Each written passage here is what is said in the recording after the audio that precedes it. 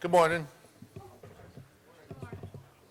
Welcome to the Emerging Technologies Conference. My name is Dale Jablonsky. I am a consultant with KPMG and have a history of 30 years working for the state as a IT developer, IT leader, and CIO. And with me is Christian Farland. He is the Chief Innovation Officer at CalPERS. And the subject we are going to be talking about today is in the category of managing IT as a business as part of this emerging technologies. It's not so much a technology, but a discipline. And the new terminology for this management is called technology business management, so TBM. And it's an emerging discipline more than emerging technology. And it really focuses on unifying the technology as a business within the business of whatever department or agency you may be working for. And so one of the things that is very important in our line of work is that alignment between the business and technology. There's still a lot of artificial walls between business and technology, and business often looks at technology as a pain in the butt kind of expense category as opposed to part of the investment strategy. So we're going to show you how to flip that all around. This is a very profound difference than what I've seen at many of the other departments. And I think you'll appreciate the real live examples that Christian's going to show you from CalPERS. Oh, we didn't put that thing in somewhere.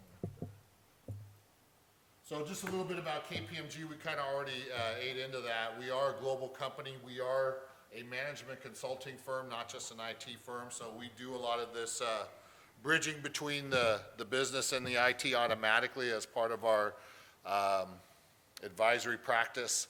And we're very strong in financials, which is part of this argument too. IT should be self-funding, and we can show you how to do that.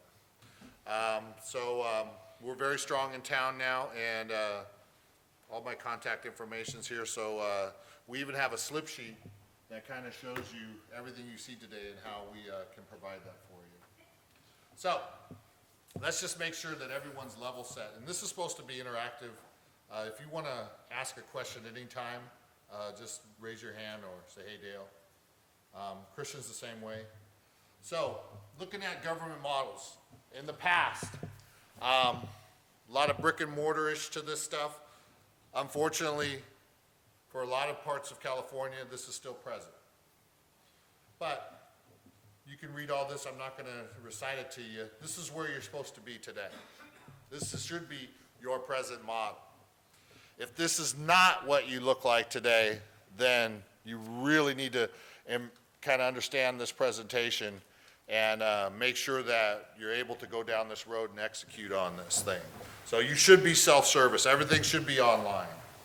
Your brick and mortar should be an exception path for people that have educational language and other barriers that prevent them from using your state-of-the-art, user-friendly online system. Everything should be integrated. There should be a single version of the truth. So let me see a show of hands if you believe this is your present right now. Nobody. Okay. And, oh, by the way, your future is changing too. So your imperative to move down this road is going up because this is what they're going to expect from you in the next 5 to 10 years. Not the present, but this future. So they want bidirectional government. They want to tell you every week what they think of you and how you should change, and they expect you to tell them how you have addressed all their concerns that fast. So even though there's a sense of agile that you're going to see today in our present model, your agility needs to go up exponentially in the future. So there is a big imperative for you to get the ball moving, is what I like to say. You got to break the huddle, you got to run some plays. And hopefully you got a West Coast offense that actually scores, in rapid fashion and doesn't grind it out. Because there's still, if there is any movement, it's in a grinding fashion, and that's not what people are expecting. Okay? So, The first half of this presentation is getting your business together and producing a strategy, a long view of where you want to be. And then the second half of this presentation brings that on home with actual IT roadmaps. And I'm going to talk about the philosophy and the discipline. Chris is going to show you how it's actually done using real world examples, not theoretical examples, but like, this is how you do it. This has all been done. It's not theory. It has all been done. So, just quickly, elements of a strategic plan. We're all supposed to have a strategic plan on our website. We're all supposed to have a strategic plan as state agencies, right? It's in SAM. You're supposed to actually have these plans. They used to call them something different, but they're basically now embracing some of the new technology. And when I look at all the websites, if I see one, it's usually a page or two. Chris is going to show you, documents that are close to 100 pages. So real live stuff. You're supposed to have goals that kind of describe what you want to be in the long view. 5 years, 7 maybe if you're just starting out, so you get a little bit of runway to get good at this. Then you're supposed to have objectives that really talk about how you're going to achieve some of those goals. And then you're going to supposed to have a strategic initiatives. This all appears in the strategic plan. This is not Dale's model. This is management consulting 101. If you were to buy this service from an Accenture, a Deloitte, who did we use? They're like that really good company. That'd be KPMG? No. Not that we're not good. But, I couldn't work at KPMG if we used them at, Grant Thornton? no. They're from back east. They're really expensive. Oh, well. So this was their philosophy, and you get what you pay for, right? So this 7-year model is down to what are you going to try to do in the next couple years. So this model does not stay stagnant, right? I mean, if those strategic initiatives, your model's 5 to 7 years, but those strategic initiatives at the detail are 2 years, you're still updating this thing every couple of years with new strategic initiatives, even if your 7-year model hasn't changed. So then, for that 2-year view, you develop these business plans. Now this is where it gets real. So these business plans have now these business initiatives that have to have an owner, an executive has to own these things. And it's very clear to that executive that these need to get accomplished in this time frame. And you will see how this now translates to the roadmap in a few more moments. And finally, in that time frame, you will see implementation projects. Now, there's a lot of talk in the state about a new way of doing projects. Does anyone hear that buzz term? Can anyone shout it out? Agile. That's right. And it is the right way to do business, by the way. But if you're going to take on Agile without this level of planning and the next phase, the roadmap phase, then you're never going to be successful at doing Agile. So in reality, CalPERS has been doing this for over 5 years now. But they don't even talk about it as Agile. It's just the way they do business. So, and you will start to see the bridge, the transformation into the actual IT road mapping at the end of this. So now, again, to kind of bring this on home, and you can do strategic planning at this level, I would like to introduce Christian Farland from CalPERS, Chief Innovation Officer.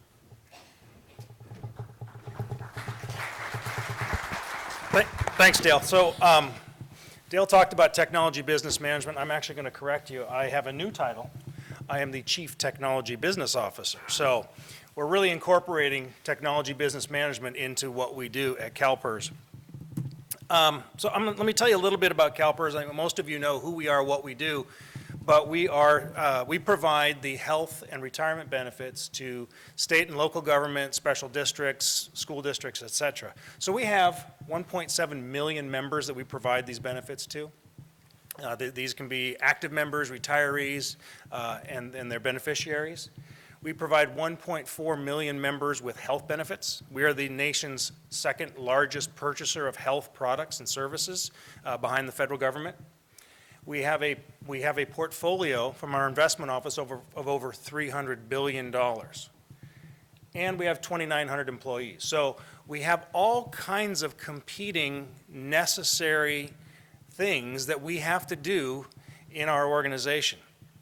And that can drive you a bunch of different directions. So how do you make sure you're doing what you're supposed to be doing, getting those benefits out the door, getting the investment dollars in the door, collecting from the employers and making sure that your customers are happy, while at the same time satisfying your workforce to make sure that that work is getting done.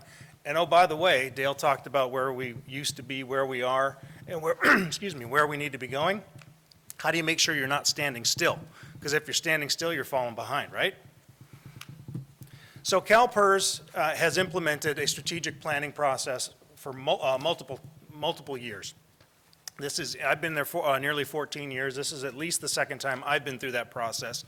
We're in the 4th year of our current 5-year cycle. So the current strategic plan, and this is just a quick shot of it up here, is 2012 to 2017. It is an extremely outreach-rich process. So we reach out, the Board of Administration, the executives, our stakeholders, which is all of our membership organizations, our employers, the unions, employees, the public, to talk about what should we be doing as an organization, where should we be going, what services should we be pursuing. We drive that back into this process every 5 years. So as we're finishing up this 4th year, going into our 5th year, completing this strategic plan, we're already having the discussions about what does that next 5-year plan need to look like. We're looking out ahead to see what should we be in the future. Like Dale said in the concepts part of it, we have 3 goals. The first is improving long-term pension and health benefit sustainability. So this is about the health of the organization, the health of the fund, making sure that we can pay those benefits and sustain those benefits over time. Goal B is to cultivate a high-performing, risk-intelligent, and innovative organization. So if you're going to have a sustainable organization, you have to have the people to do that work. And so that's our second goal. Our third goal is engaging in state and national policy development to drive that sustainability. So it's not just about what are we going to do internally, but we're impacted by federal regulations, state law, all kinds of other things. So let's participate in that discussion. So those are the 3 overarching strategies that we have in place. For each strategy, we drive down to our objectives. And I'm kind of pulling out here because this is going to lead me to my roadmaps later. But one objective under that goal B, cultivating the high-performing, risk-intelligent, innovative organization, is deliver superior end-to-end customer service that is adaptive to customer needs. So that's one of, I think it's 3 objectives tied to that goal. And then from there, we have our strategy. So you see those on the right-hand side, strategic initiatives. And the 2 that I'll talk about are promoting the use of business intelligence and enhancing business processes. And that'll make more sense when I get to the roadmaps. And like I said, we go through this process every 5 years, but it's not just let's start it and then let's see where we end up after the 5 years. So I'm going to bring up CalPERS website. This is www.calpers.ca.gov. So it's not April anymore, so it's not Sunshine Week, but from a transparency perspective, like Dale said, we're all supposed to have our strategies online. And CalPERS does. So if you go here to About and Organization, you can see our strategic business plans. And so it talks about our mission and vision, and then a copy of the strategic plan is right here. But that's not all we do. You'll notice the 2 items below that. We're reporting to the board on an annual basis on the progress against that strategy. So you don't get to just say, here's where we want to be, and I'll tell you when we get there, or if we got there in 5 years.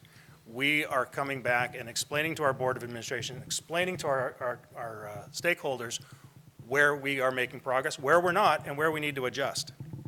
The second piece of that is also the business plan. So what we've done is we've chunked, out of that 5 years, we do a rolling 2-year business plan.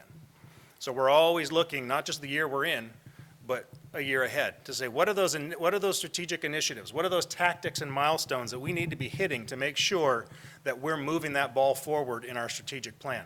And we're always reevaluating, do we have the right initiatives in place to be able to hit that end target? So there's measurements associated with those, and that's really what we're reporting to the board on a regular basis. That stuff's all out on our website, so if you're interested in going to see that, you can certainly take a look at that. I'll just show you an example just real quick of what that strategic plan looks like.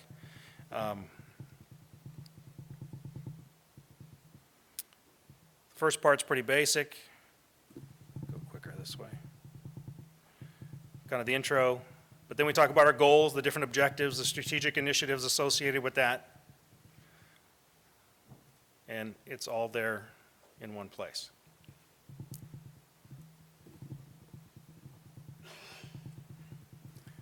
I'm going to turn it back over to Dale and talk about roadmaps. Thank you, Christian.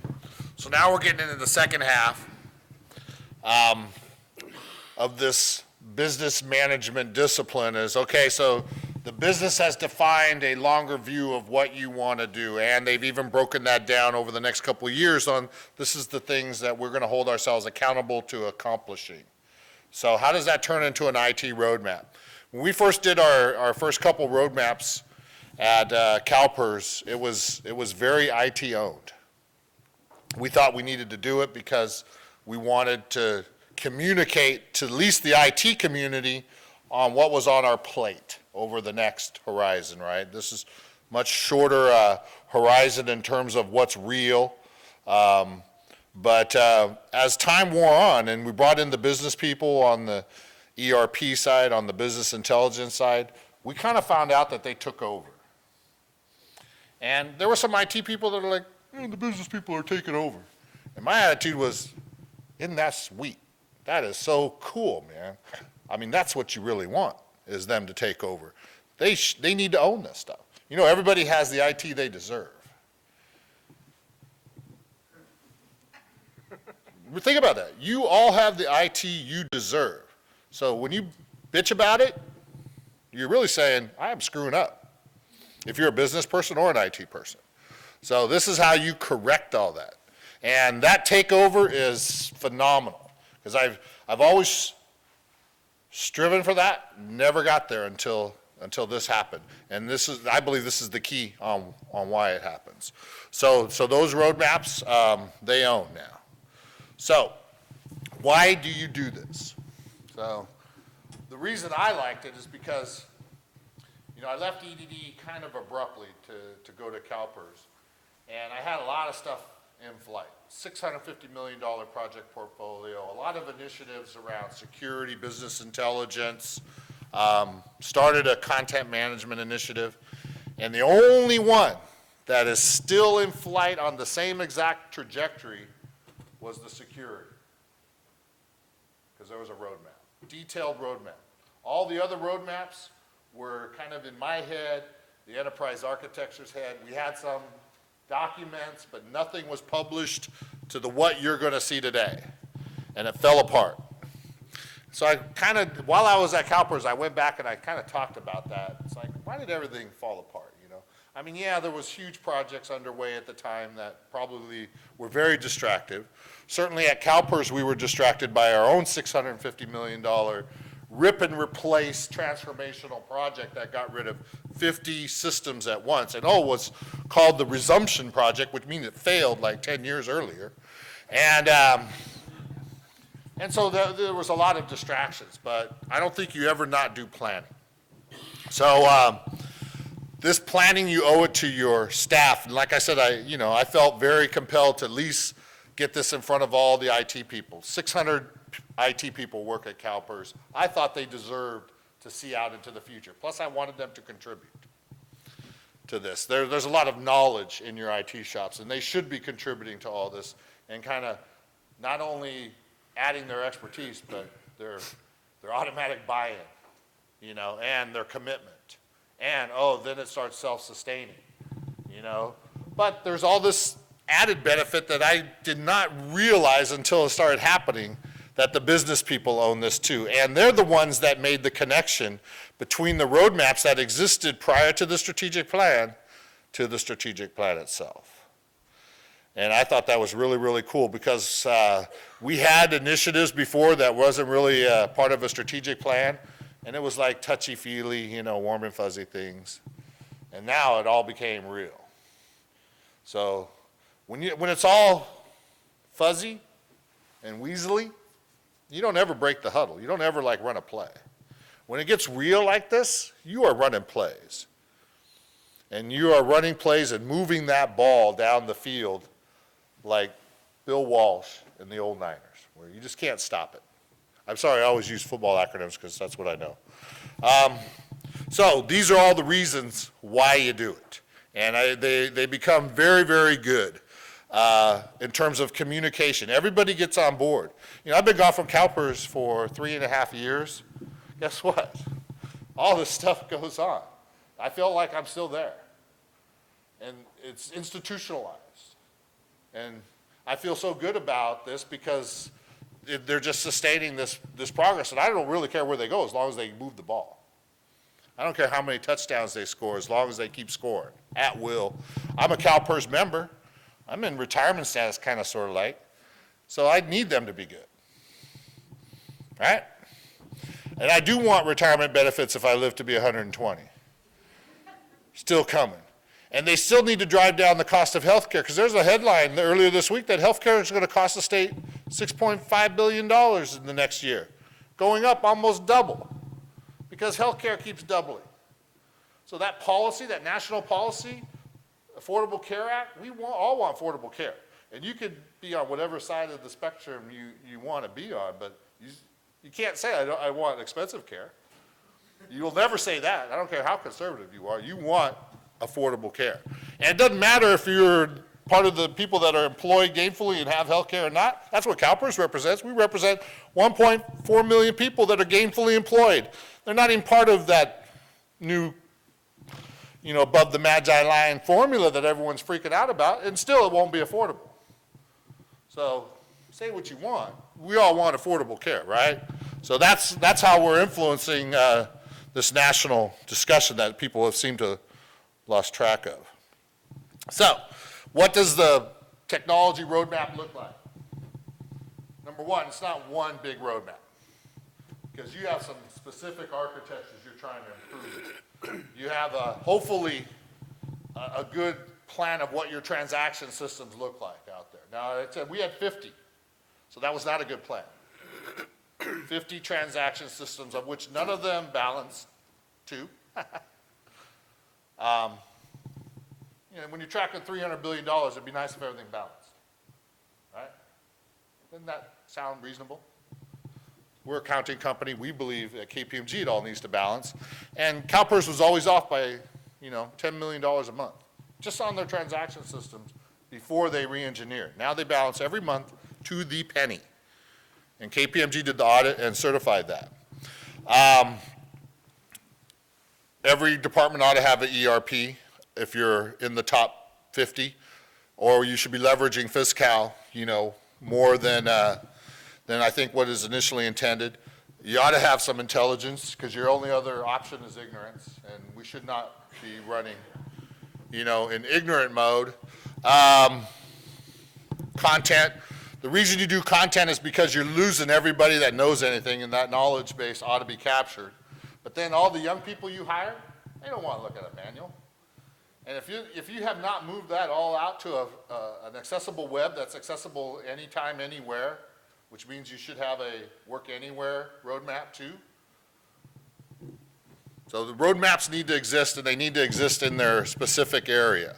And then the sequencing is all spelled out. Christian will show you here in a minute. But guess what you feel comfortable with? That first year, nailed. That last year in a 5-year roadmap, it's just kind of to tease people about where you really want to be. And so that stuff you have no confidence in terms of exactly how you're going to sequence it, but you still put it in there because you want to get people excited about where you want to be in 5 years. So, and then at the end of year 1, you accomplish year 1. because it's all relative, and he'll kind of show you all that. But then you roll again, and year 2 becomes year 1. And year 2 was probably 80% confidence in year 1, but as you roll it into the new year 1, you go up to 100% again. So you get that, and your confidence in year 5 is like, you can say it's 100%, but it ain't. So let's kind of show you some real roadmaps that CalPERS has been maintaining for 4 or 5 years, and they're actually moving the ball. They're actually executing multiple projects. The first time it's like, you know, let's do 7 out of these 30 projects that we have lined up over 5 years. Come on, customer, it'll be cool. Well, yeah, let's do 3. I'm not sure I really want to do all this work. Next year, they're like, can we do 10? See how that flips? We're begging them to do 7, they do 3. Next year, they want to do 10. Isn't that how it kind of goes now? So that's a nice flip, where they're like begging you to do more roadmap projects than you begging them as an IT person. So let's see some of the examples here.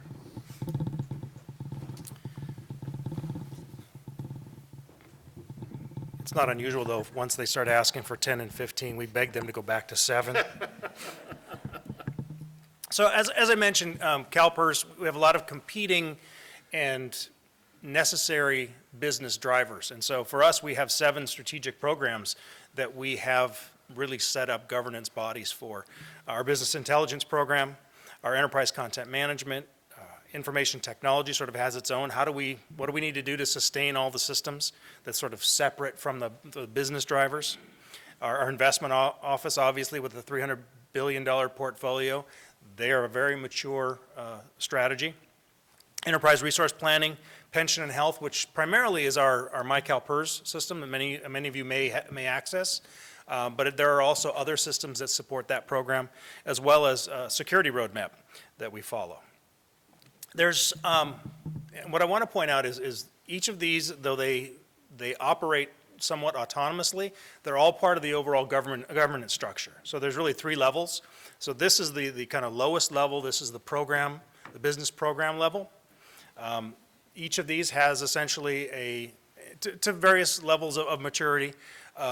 They meet monthly on a governance committee. They have clear objectives of what they're trying to achieve that are aligned to the business plan and aligned to the strategic plan. They have the roadmaps, which we'll talk about. And on a regular basis, we have also dashboards that we're measuring the health of each of the initiatives and the projects. And we're reporting that on a regular basis up to our IT governance committee, which is the next level up, which is all of the executive level staff that we meet about every 2 months and talk to them about here's the health of the projects, but more importantly, here's the health of these particular strategic programs. So there are dashboards for those as well. And then the highest level of that governance structure is obviously our Board of Administration. So we're reporting back to them on a regular basis, typically annually, on the progress towards all of those. So this is an example of our ERP roadmap. And I don't know if those in the back can see this, but we really have it broken down into kind of 4 segments: the financial management segment, the corporate operations segment, the human capital management segment, and the supply chain management. Because each one has a little bit different sets of requirements, different stakeholders perhaps within the organization, but they're all part of the overall direction we have within the strategic plan of improving our business process to improve our business and our services to our customers and our members. So if you look across the top bar, it's hard to see back there, but you have the kind of time frame. You have the star where we are today. Everything that's in a gray color are those projects that we completed. So we laid these things out over time. The governance committees meet and they say, these are the projects that we want to take on. Here's how we're going to sequence those within the time frame we have. And we execute on those. And just like everybody else, we have a budget cycle. So you'll notice that there are a couple of items that are in sort of a salmon or pink color. And those, the folks in the front can see, but there's a $ and a little person in there. That means those, at this particular point in time where we were discussing this roadmap, those had not been approved budget-wise. Those have since been approved. We're moving forward with those. So those will then change to that green color that says we're committed to doing that this year. So those are our initiatives that we know we're doing in 16, 17. And then the light blue just before that, so as we're finishing up this current fiscal year, those are the ones that are in progress. So there's a large series of efforts that are going on in the ERP program that are nearing completion or should be nearing completion at the end of this fiscal year. Some of them cross over into 16, 17, and then you'll see that then we pick up the next project that we've programmed for next year. On the far right-hand side, you see a bunch of purple boxes, and those are potential projects. So we evaluate those to say, do we have capacity to maybe slide these in at any given time? Maybe a project got done early, or maybe we have some extra capacity that we hadn't planned on.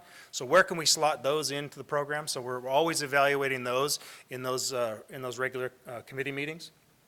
And then there's one, it's kind of lost in the middle, but sort of the middle back over here, that has some red lettering. We actually take things off the roadmap. So like Dale was saying, you're always reevaluating to say, is this effort, is this initiative still going to get me where I need to go? Or is there something of more important? And so those are the kinds of things that we will then evaluate and back off from the plan. And then just across the top, you can kind of see in the dark green, that's the duration. All those projects fall within our 2012, 2017 strategic plan. And then there's the purple bar at the very top, and that's the business plan. So those are the activities that are in the business plan that are being covered, current business plan right now. So that's the ERP roadmap. We also have a business intelligence roadmap. So this one, again, both of these, if you remember back to the earlier part of the presentation, we had those objectives tied to goal B. These are driven directly out of there, and so this is how we tie it back. Business intelligence program, so really there's 4 major components across the 3 fiscal years. We have the current year, the out year, and then the budget year. We have the marketing plan, the staffing plan, the funding plan, and the action plan. And each of those lays out exactly what we're either are doing or are planning to do and have committed to do in the next fiscal year. And then obviously the budget year assumes that we get funding for that. But this is how we planned out the work for that particular program and grow that one over time. But you can have all those 7 programs, and how do you know that you're achieving collective progress across all of them? And again, I know this one's going to be hard for you to see also, but this lays out the programs on the left-hand side by fiscal year, and then identifies what are the efforts that we've done, what are those particular tactics that we did in each particular fiscal year, or where they cross over, and then it maps it by the colored boxes and the little dots back to the strategic plan and the business plan objectives. So this is another communication tool, because it's not just about getting the work done. It's about evaluating the progress you made and communicating back to your stakeholders to say, here's what we did. Here's the value you got from your investment. And here's why we need to be continuing on the next stage of that journey. So this becomes part of your communication tool. Just like the roadmaps are part of your communication tool. It's about tying the actual work you're doing to outcomes, tying it back to the business plan, but tying it back to the strategic plan, and people can logically see when those things are going to be done and how you're going to move that ball forward, as Dale said, across that the end zone.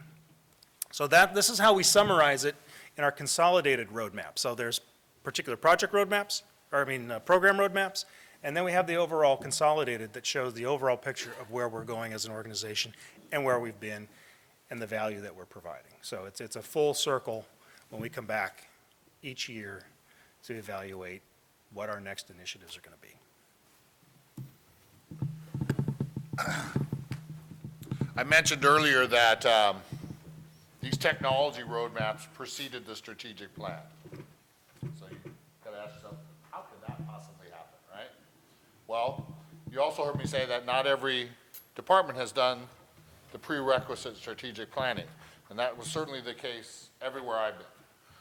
And what happened, though, is when I went to CalPERS, Terry Bennett, who had retired, had just done this fabulous strategic IT plan.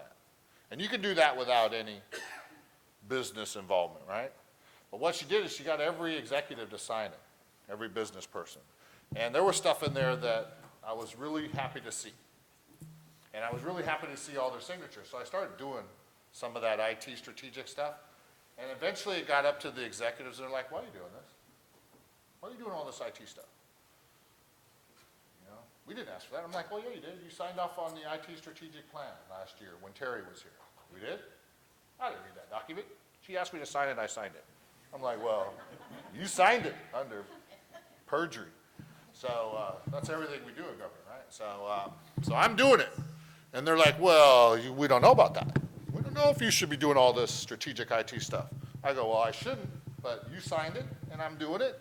I go, really, the way it's supposed to work is you're supposed to do the business strategy first, and then I align. And they go, oh, we like that. And so, you know, so I call that first tactic called bottom-up strategy, strategic planning, as opposed to top-down, which is the way it's supposed to be. You ought to at least try bottom-up if they're not going to listen to you. The minute they see some of that stuff, they'll probably do some top-down, because that's the right way, right? So, but, you know, executives, whether they're the director, the chief deputy, or all the other deputy directors, that's their number one responsibility, is to be strategic, right? They're not supposed to be tactical. Maybe your chief operations officer has a tendency, you know, that chief deputy, to be tactical because that's like, you know, what he focuses on. But to be tactical without a strategy is to just be wasting everybody's time, right?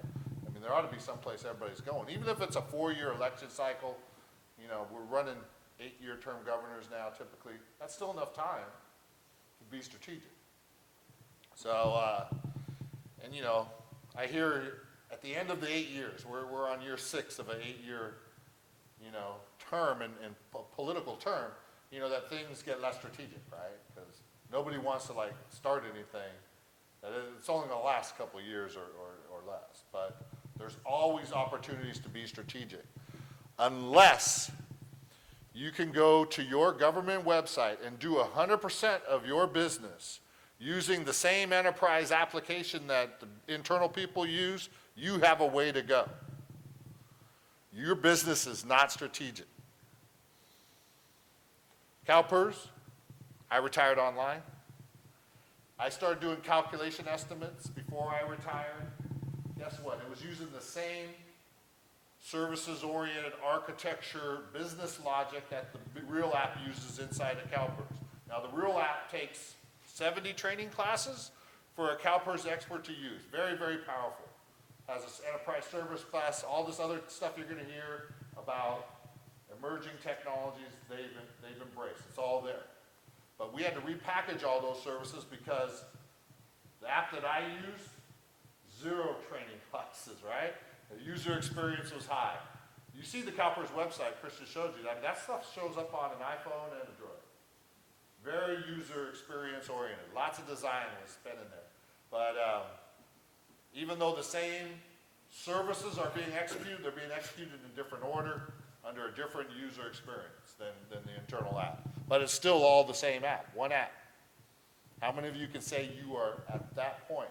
And how strategic and how agile now can CalPERS be that they have that prerequisite infrastructure and prerequisite re-engineering of their enterprise application model? So that's where we all need to get to. And you might think it's hard. It is. That's what companies like KPMG are here for, to help you.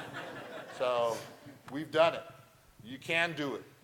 And it doesn't hurt to at least have that conversation with us and start going down that road and figuring out on how you can pull this all off, because you need to do it.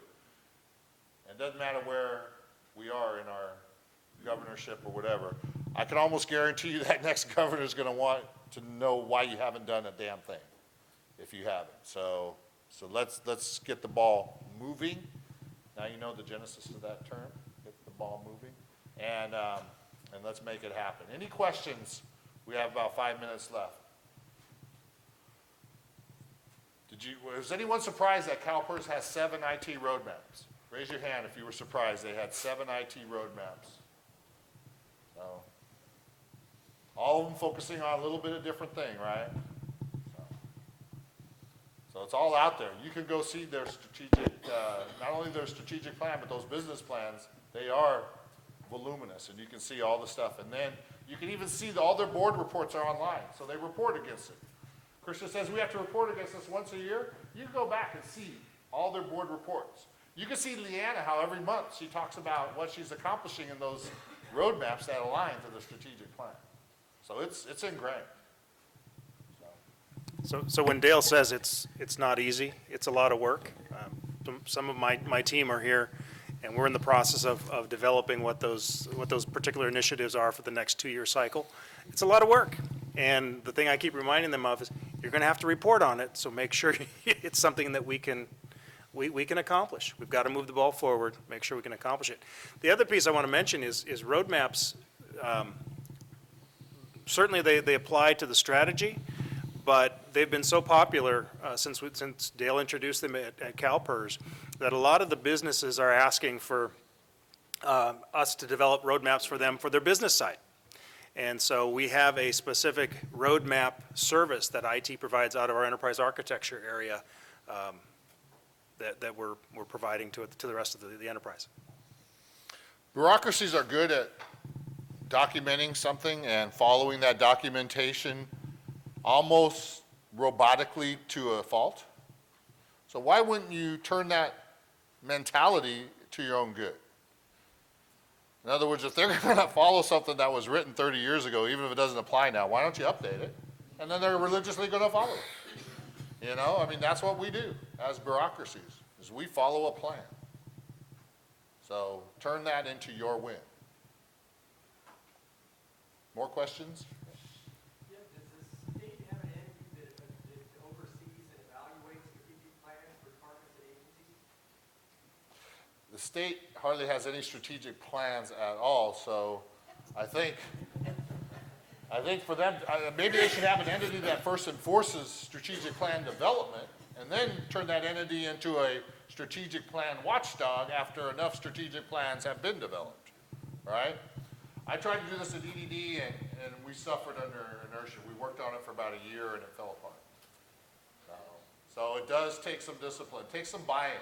Ann Stossball, who's retiring in next month, God bless her soul, one of the smartest persons on the planet. Love her to death. She saw this and took it forward. Plus we were in the paper every other day, and that doesn't hurt to get you to want to do some things different. You know, but I see other departments in the paper a lot. So those are the ones that ought to start there. So you got to answer to your constituencies at some point. And if you're not doing this, I guarantee your day is coming of being in the paper, because you're not making the progress you need to make. Any more questions? Okay, thank you very much. Hopefully this helps you out.